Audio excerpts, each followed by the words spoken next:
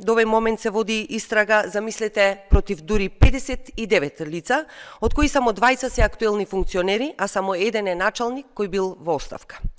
Замислете, по 9 месеци на централната власт и речиси 4 години од локална власт на ВМРО ДПМН, никој од нивните не е одговорен, а одговорни се сите службеници и функционери до 2022 година.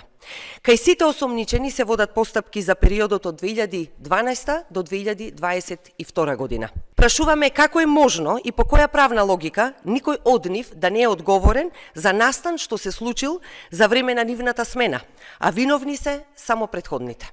Зошто, например, началничката на ОВР Кочани, Марија Цветковска-Маневска, не е меѓу опфатените со истрагата?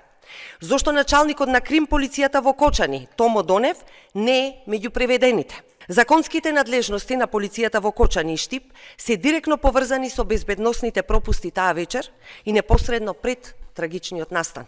Дали овие луѓе се под политичка заштита на Панче Тошковски и ДПМН? Министре Тошковски, нели имате малку совест?